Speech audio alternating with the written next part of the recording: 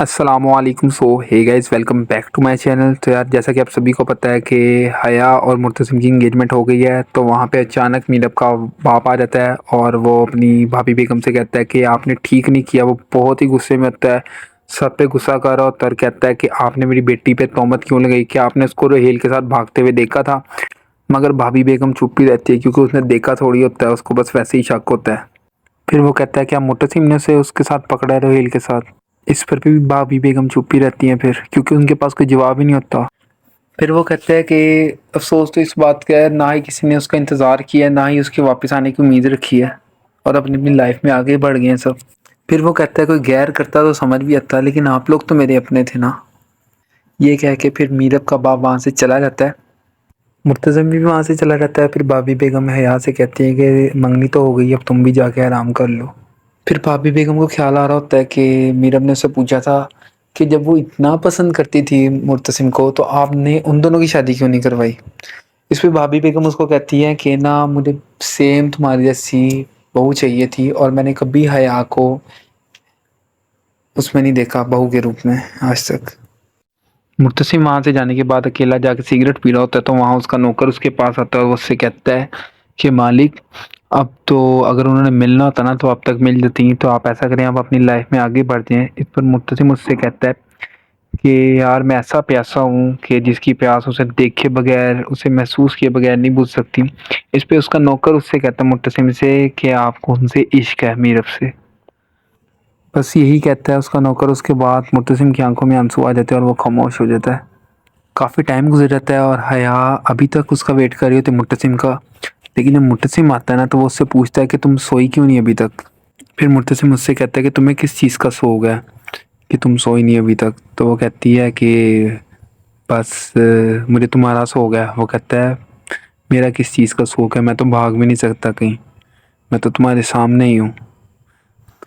پھر وہ حیا کہتی ہے کہ میں نے تو کھانا بھی نہیں کھایا, آج ہی اکٹھے کھاتے ہیں. تو مرتسم کہتا ہے نہیں میرا دل نہیں ہے, نہ ہی مجھے بھوک ہے, میرے حصے کا بھی تم ہی کھا لو. پھر وہ اپنی انگیجمنٹ رنگ بھی دیکھتی ہے. وہ تو اصل میں میرب کی ہوتی ہے نا, تو وہ پھر اس کو احساس ہو رہا ہوتا ہے, وہ رونے والی ہو جاتی ہے کہ یہ میرے ساتھ کیا ہو رہا ہے, میرے لیے کوئی خوشی کا سامان ہی ہے یہاں پہ, کسی کو میری فکر ہی نہیں ہے. پھر صبح ہو جاتی ہے تو وہ دیکھتی ہے بھابھی بیگم آ کے کہ مرتسم تو صوفے پہ سو رہا ہے باہر ہی, اور ابھی تک نہیں اٹھا, ٹائم بھی کافی ہو گیا ہے.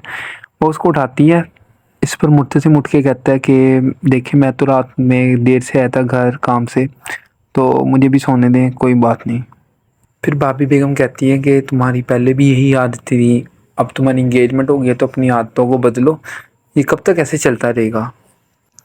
پھر وہ ایسے ہی کہتا مرتسم کہ میری تو جب مرضی شادی کرتے ہیں تو میں ایسے ہی رہوں گا. اس پہ پیچھے سے وہ آ جاتی ہے اور مرتسم چلا جاتا ہے. تو وہ آ کے حیا کہتی ہے کہ سارا غصہ جو ہے نا اس کو میرب کے اوپر ہے, اور یہ آپ کی وجہ سے اس طرح کا برتاؤ کر رہا ہے میرے ساتھ. پھر بھابھی بیگم کہتی ہے کہ اس کا کوئی حل نکالتے ہیں, لیکن حیا کہتی ہے کہ کیا حل. اس پہ بھابھی بیگم واپس کہتی ہیں کہ اس کا یہی حل ہے کہ تم لوگوں کی جلدی سے جلدی شادی کر دیجیے, اور آج سے ہی شادی کی تیاریاں شروع کرتے ہیں. پھر یہ لوگ ڈیزائنر وغیرہ کو گھر بلا کے سوٹ وغیرہ پسند کر لیتے ہیں, جیولری لیکن اس کو پسند نہیں آتی ان کی خاندانی. وہ پھر آگے سے حیا کہتی ہے کیا میں میرب کے لیے جو جیولری تھی وہ میں پہن سکتی ہوں, وہ زیادہ اچھی تھی, وہ بھی تو آپ کی خاندانی ہے نا, اور وہ آپ نے بحیثیت ایز اے وائف اس کے لیے دی تھی نا, تو اب تو مرتسم کی وائف میں ہوں تو وہ میری ہوگی نا, پھر اس پہ میرا حق ہے. پھر یہ لوگ ایسے باتیں کر ہی رہے ہوتے ہیں کہ پیچھے سے مرتسم آ جاتا ہے اور وہ ساری باتیں سن لیتا ہے. تو وہ کہتا ہے کہ وہ میرب کی امانت ہے تو وہ کوئی نہیں استعمال کرے گا. اس پہ حیا کہتی ہے کہ ایسے تو چیزیں خراب ہو جائیں گی. وہ کہتا ہے ہوتا ہے تو ہونے دو, لیکن وہ میرب کی ہی امانت ہے. اور وہ شادی کا سامان دے کے کہتا ہے کہ یہ سب کیا ہے. اس پہ بھابھی بیگم کہتی ہیں کہ یہ تو تم لوگوں کی شادی کا سامان ہے. اس پہ مرتسم کہتا ہے کہ میری شادی نا سادگی سے ہوگی. حیا کہتی ہے کہ دیکھو میرے بھی تو کچھ ارمان ہے, میں بھی لڑکی ہوں, میرے دل کرتا ہے کہ ایسے ایسے ہو. اس پہ مرتسم کہتا ہے کہ اگر میرے سے شادی کرنی نا تو سادگی سے ہی ہوگی. تھوڑی ہی دیر بعد وہاں پہ نا میرب کی دوست آ رہتی ہے, اور وہ آتی تو پوچھتے ہی ہے میرب کا, لیکن مرتسم آ کے سب سے پہلے اس سے پوچھ رہے تھے کہ کچھ پتا چلا میرب کا, اور وہ آگے سے کہتے کہ میں تو خود اسی کا پوچھنے آئی یہاں پہ. میرب کی سہیلی کہتی ہے کہ میں نے تو اس کو ہر جگہ ڈھونڈا ہے, اس کے علاوہ میں اس کے گھر بھی گئی ہوں, ہر ایک سے رابطہ کیا ہے, لیکن کہیں بھی اس کا کچھ پتہ نہیں چلا, اس لیے آپ کے پاس ہے ایونٹ پہ. मीरब की फ्रेंड और मुर्तसिम बातें कर रहे थे कि पीछे से हया आ जाती है और वो आके कहती कि रोहेल से पूछो ना, वो तो उसी के साथ भागी थी।